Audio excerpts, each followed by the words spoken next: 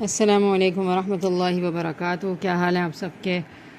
کیسی فیلنگ ہے؟ رمضان ہماری اختتام پر ہے، آلموسٹ کاؤنٹ ڈاؤن اسٹارٹ ہو گیا ہے، ایک ویک باقی ہے ہمارے پاس۔ تو اب ہم اس کی برکتوں اور رحمتوں کو سمیٹنے کی پوری کوشش کریں، اور طاقتیں ہمیں کیا سکھا رہی ہیں، آپ لوگ کیا لرن کر رہے ہیں۔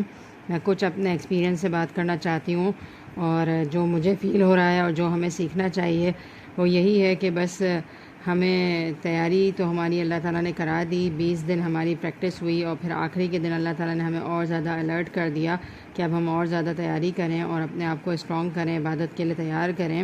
اور ان ساری چیزوں کا مقصد یہ ہے کہ باقی 11 جو مہینے آ رہے ہیں اس میں انشاءاللہ ہماری زندگیوں میں یہ جھلکیاں نظر آنی چاہیے۔ ہم کہتے ہیں کہ رمضان میں بڑا مزہ آ رہا ہوتا ہے اور بہت اچھا ماحول ہوتا ہے، تو اصل میں جو ہے نا مومن کا دل ہے نا، اصل میں ہوتا ہے کہ وہ ماحول کو کریٹ کرے۔ باہر کا ماحول اگر نہیں بھی ہو تو دل کی روشنی جو ہے نا انسان کو ہمیشہ مطمئن رکھتی ہے۔ تو رمضان ہمیں تو سکھا کے چلی جائے گی، اب ہم پر ڈیپینڈ کرتا ہے کہ ہم عید کے بعد کیا کرتے ہیں۔ تو دیکھیں رمضان میں اللہ تعالیٰ نے ہمیں 20 دن آہستہ آہستہ ٹرین کیا، اور پھر آخری کے 10 دن بہت زیادہ ہم عبادت پہ فوکس ہو جاتے ہیں اور بہت زیادہ کمر کس لیتے ہیں اور لگ کر عبادت کرتے ہیں۔ تو پھر جب ہم کسی چیز کے پیک پر پہنچ جاتے ہیں نا تو وہاں سے ایک دم سے تو نہیں اترتے نا، آہستہ آہستہ اتر رہے ہوتے ہیں۔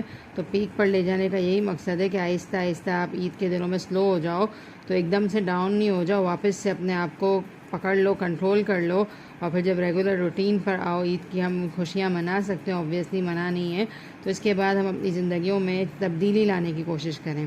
اگر ہم یہ دیکھنا چاہتے ہیں نا کہ میری رمضان میں عبادت قبول ہوئی ہے یا نہیں ہوئی ہے، تو اس کا یہی حل ہے۔ مفسرین کا کہنا ہے کہ آپ یہ چیک کرو کہ آپ کی زندگی ٹرن ہوئی ہے کہ نہیں ہوئی۔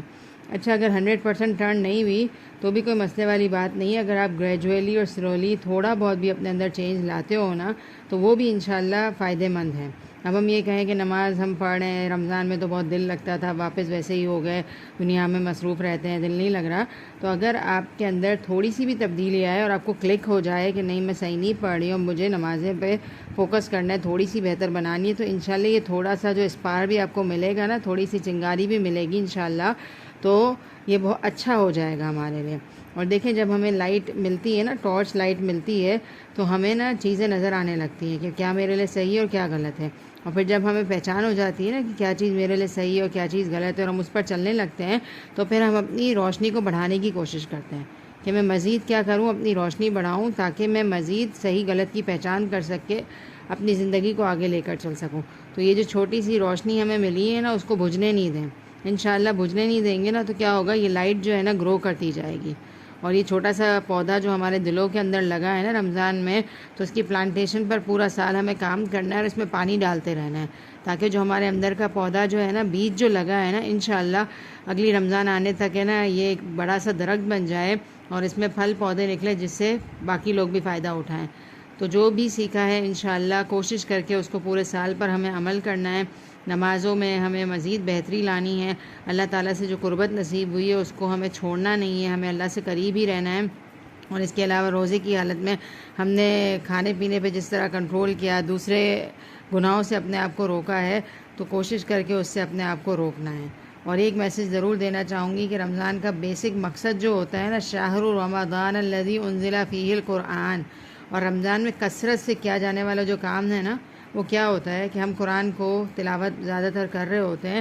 تو رمضان کا مین میسج یہی ہے کہ ہم ساری زندگی اس قرآن کو تھام کے رکھیں، اور قرآن کو کیسا تھامنا ہے، سمجھ کر پڑھیں۔ اگر ہم ایک آیت بھی پڑھیں اور سمجھ کر بھی پڑھیں نا تو انشاءاللہ اس سے زیادہ فائدہ ہے۔ اب اگر ہم قیام اللیل میں بھی پورا پورا قرآن پڑھ لیں اور لمبی لمبی نمازیں پڑھیں اور ہمیں اگر سمجھ کچھ بھی نہیں آ رہا، تو ہم سے بہتر وہ شخص ہوگا جو رات کو بیٹھ کر صرف ایک آیت کی تلاوت کرے لیکن وہ غور و فکر کرے۔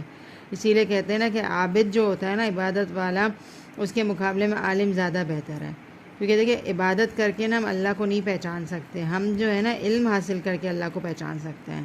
تو انشاءاللہ ہم یہ نیت کریں کہ بہت ساری اپورچونیٹیز ہمارے پاس موجود ہیں، یوٹیوب پر بھی الحمدللہ آج کل اتنا زیادہ سوشل میڈیا کا دور ہے کہ ایک کلک پر آپ کے سامنے بہت ساری تفاسیر آ جاتی ہیں اور قرآن کا علم آ جاتا ہے۔ تو یہ نیت کریں کہ مجھے روز کچھ نہ کچھ قرآن کا علم سیکھنا ہے، روز میں نہیں کر سکتی تو ہفتے میں ایک دن نکال لوں میں اپنے لیے، اور جو میں سیکھ رہی ہوں انشاءاللہ اس پہ پریکٹس کروں اور اس کو لوگوں میں بانٹنے کی کوشش کروں، کیونکہ اگر میری وجہ سے دوسرے لوگ بھی ہدایت پر آ جائیں تو انشاءاللہ میرے لیے بہت بہتر ہوگا۔ اور اللہ تعالیٰ سے ہم اپنی ایک دوستی کر لیں، اور ہماری زندگی میں سب سے نمبر 1 پرائیورٹی پر اللہ تعالیٰ کی ذات ہونی چاہیے، اور اللہ سے ایسا تعلق ہمیں نصیب ہو جائے کہ ہماری زندگیاں خوشگوار ہو جائیں۔ اور بہترین روزے دار آپ کو پتہ ہے کون ہوتا ہے؟ جو کثرت سے اللہ کا ذکر کرنے والا ہو۔ اور ہر عبادت کا خلاصہ یہی آتا ہے کہ کوئی بھی عبادت اس وقت زیادہ قابل قبول ہے جب اس میں اللہ کا ذکر کیا جائے۔ ہم کرتے تو ہیں اللہ کا ذکر، نمازوں میں بھی کر رہے ہیں اوبویسلی، حج کرنے جاتے ہیں اس میں بھی اللہ کا ذکر ہوتا ہے، روزے رکھتے ہیں اس میں بھی اللہ کا ذکر کر رہے ہوتے ہیں، لیکن ذکر کا مین مقصد آپ کو پتہ ہے کیا ہوتا ہے؟ ذکر کا مطلب ہوتا ہے کسی کو یاد کرنا، اور کیسا یاد کرنا؟ دل سے یاد کرنا۔ تو ہم روزے میں اللہ کا ذکر کریں، یعنی کہ اللہ کی یاد ہونی چاہیے ہمارے دل میں، اور پوری زندگی ہم اللہ کی یاد اپنے اندر رکھیں۔ اور اللہ کی یاد وہ چیز ہے جو آپ کو گناہوں سے روک دے گی۔ کین یو امیجن کہ ہم جھوٹ بول رہے ہیں، ہم اللہ کا ذکر کر رہے ہیں، اللہ کو یاد کر رہے ہیں، تو کیسے بولیں گے ہم جھوٹ؟ ہمیں تو فیل ہوگا نا کہ اللہ مجھے دیکھ رہے ہیں۔ تو انشاءاللہ اللہ کی یاد ایک ایسا وہ آپ کو مل جائے گا کہ ہم گناہوں سے بچ جائیں گے۔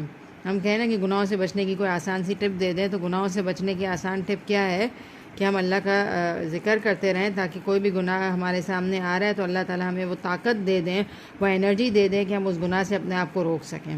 وہ ایک پاور چاہیے ہوتی ہے نا کسی بھی غلط کام سے رکنے کے لیے۔ تو انشاءاللہ اللہ کا ذکر از دا موسٹ پاورفل کی جو آپ اپنی زندگی میں شامل کر سکتے ہیں۔ اور یہی کہوں گی کہ بہت پیاری گھڑیاں آ رہی ہیں اس وقت۔ اکثر لوگ تھک جاتے ہیں روزے رکھ کر یا قیام کر کے کہ بس اب چلو تو ختم ہوئی رمضان، تو ڈاؤن ہونے سے بچیں اور اپنے آپ کو موٹیویٹ کرتے رہیں۔ کیا پتہ ہمارے لیے آخری گھڑیاں ہی قبولیت کی ہوں، جو دعائیں ابھی تک ہماری قبول نہیں ہو سکی، کیا پتہ اللہ تعالیٰ